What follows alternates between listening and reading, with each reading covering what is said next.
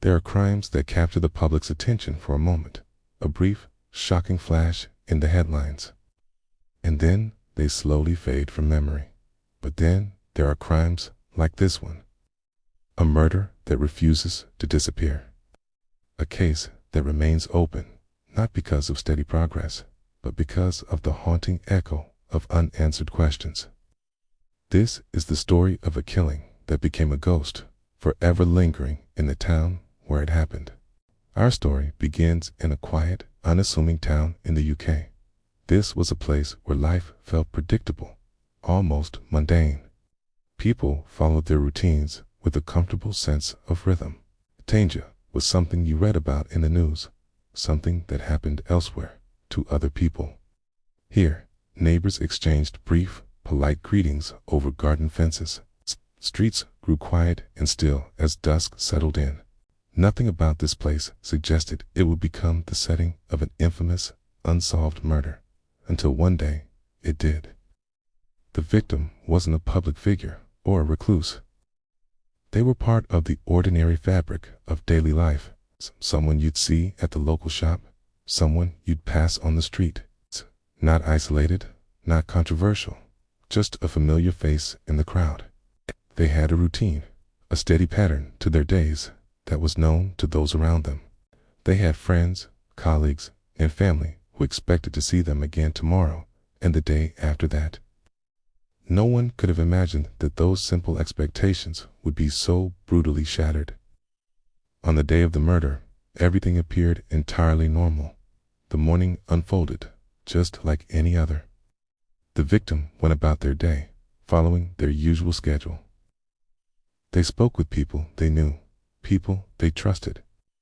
There were no visible signs of distress, no reported arguments, no premonitions of the tragedy that was about to unfold. By nightfall, that comforting normality was gone forever, replaced by a chilling silence. The discovery of the body sent a shockwave through the community. But it was a discovery that raised far more questions than it answered.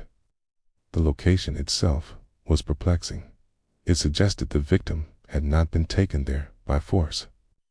It hinted at familiarity, perhaps even trust, between the victim and their killer. Investigators on the scene immediately recognized this was not a random act of violence. This was personal. The police secured the area, a meticulous process of cordoning off the scene and beginning the painstaking search for evidence. But the scene itself offered precious little clarity. There were no obvious signs of a struggle, no overturned furniture, no clear indications of a fight for life. The murder weapon was nowhere to be found. Most frustratingly, there were no direct witnesses who saw or heard anything conclusive. Forensic evidence did exist, but it was like a puzzle with half the pieces missing. Each detail seemed incomplete, pointing in several directions at once, yet leading definitively to none, with the physical evidence proving so ambiguous. The investigation quickly turned its focus to the victim's personal life. Who were they, really? Who was in their inner circle? Friends were interviewed, their voices laced with shock and disbelief. Colleagues were questioned. Neighbors were asked again and again what they had seen or heard, anything at all. A complex picture began to emerge, but it was murky. Some accounts from different people overlapped perfectly, confirming parts of the victim's timeline. But others contradicted each other in small, subtle ways. Nothing dramatic, just enough uncertainty to plant seeds of suspicion. It was a tangled web of ordinary lives, now scrutinized under the intense glare of a murder investigation.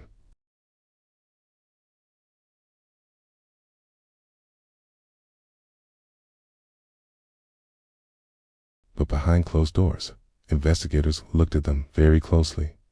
Each of them had small details in their stories that didn't fully add up. Some had the opportunity, a window of time where they could have been with the victim. Some had unexplained gaps in their own timelines for that day. Others simply couldn't provide a strong enough alibi to be completely ruled out. But for every theory, there was was a problem. The evidence was entirely circumstantial.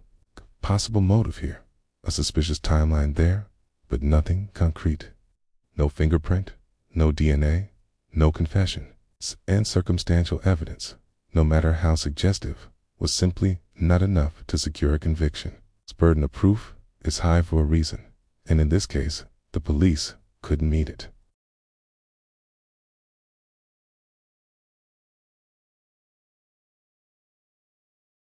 As weeks turned into months, and months into years, the momentum of the investigation began to slow. The initial urgency faded. Witness memories, once sharp, became less reliable. Small but potentially crucial details blurred with the passage of time. Early leads that once seemed promising lost their relevance. The case that had once dominated local conversations and newspaper headlines slowly slipped from public attention, replaced by new stories, new concerns. But it never disappeared for those who were closest to the victim. Hence, it never truly disappeared from the town itself. The change was subtle, but lasting. People became more cautious. Doors were locked a little earlier. Parents held their children's hands a little tighter. Those routine walks in familiar places now felt different, shadowed by the knowledge of what had happened. The crime had planted a seed of doubt where unwavering confidence once existed. The comfortable predictability of their town was broken. Eventually, the case was officially classified as cold, not solved, not closed, just waiting. The files were put away, but not locked for good. The case remains open, waiting for a breakthrough, waiting for new forensic technology that might reveal a clue from old evidence, waiting for someone's conscience to finally become too heavy to bear, waiting for a careless word, a slip-up, a mistake from someone who thinks they got away with it. For the victim's family, time offered no comfort, no healing. Without answers, their grief remained raw and unfinished.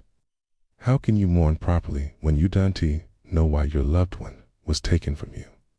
Without justice, a sense of peace felt impossible. They were left with a collection of cherished memories, a storm of agonizing questions, and a profound silence that no one has ever been able to explain. Today, this case remains unsolved, a chilling chapter in the town's history that has no final page. But somewhere, the truth still exists.